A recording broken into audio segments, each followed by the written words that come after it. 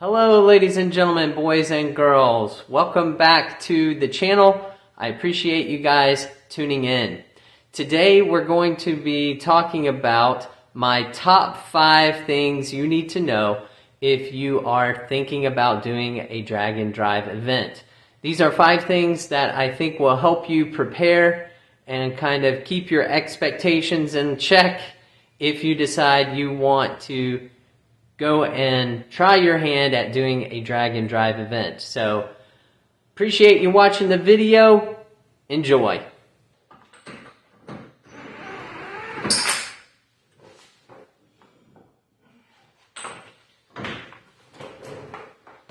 Okay, so number 5. Plan on getting dirty and having lack of food and lack of sleep. You're going to get dirty. At the very least, you're probably going to be changing tires and jacking up your car. Something breaks, you're going to have to fix that. So plan on being dirty and lack of sleep. You never know how long things are going to go. You know what might break on the road, so you don't know when you're going to get to the hotel. And you're probably not going to get those 8 hours a night like you really want. Lack of food. You know, you're stuck there at the track all day. You know, you don't really have time or want to stop out on the road, so you never know when you might be able to have time for a meal. So I like to pack snacks, like Chex Mix, for instance. Also, get some bottled water. You gotta stay hydrated. So, number 5, plan on getting dirty, lack of food, lack of sleep.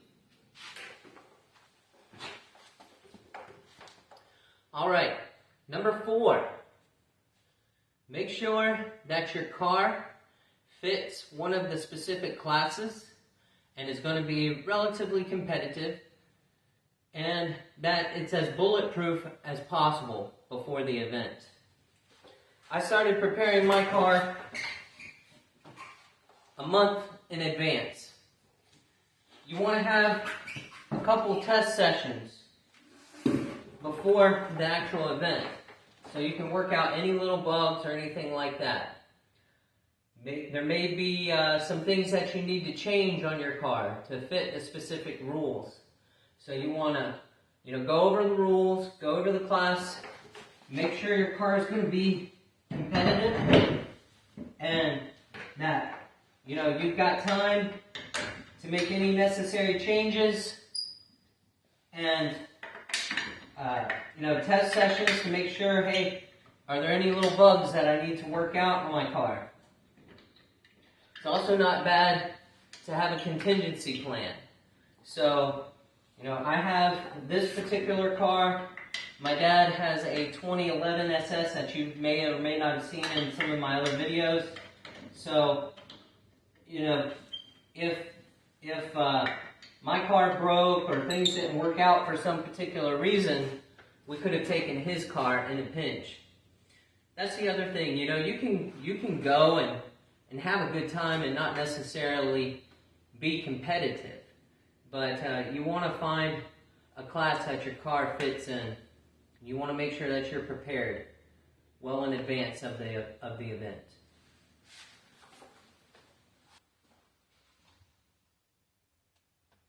Number 3, make changeover as quickly and easy as possible.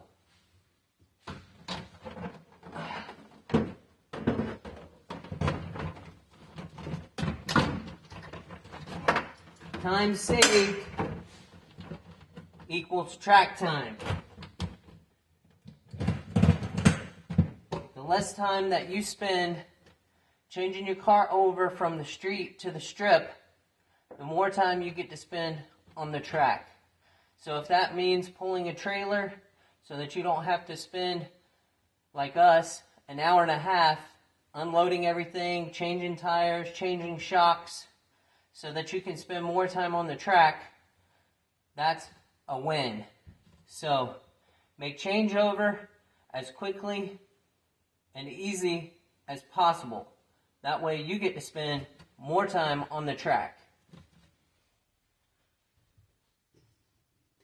Number 2, make sure that you are really comfortable in the car. Don't forget that you're going to be spending way more time on the road than you are at the track in the car. So make sure that you're really comfortable in it. Don't forget that cooling and gearing are the key on the street. You want to make sure that you're not overheating in any way, and you want to make sure that you can cruise as fast as you can to get to the next destination. So the speed limit or so. So your gears and all that plays a big part in that. Also, again, we were kind of cramped in the car with all of our stuff. My dad and I couldn't get the seats really all the way back because of the slicks being behind us.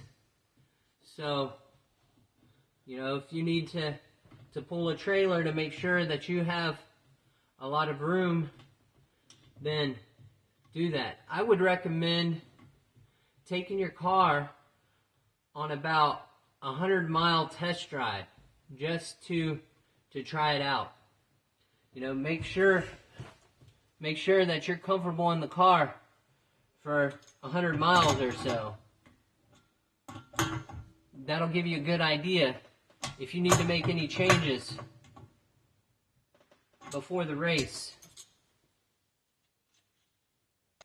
I learned the hard way that my gears were too much for the street, really.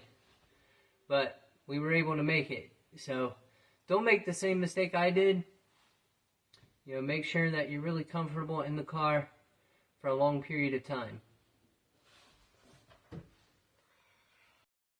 Number one thing you need to know is that on a drive and drive event, you need to go with someone. Share the fun and don't go it alone. That's right, because you need somebody to help you navigate and get to where you're going. And when you get to the track, somebody to help you change the car over to get ready to race. And it's always great to have someone to share the experience with.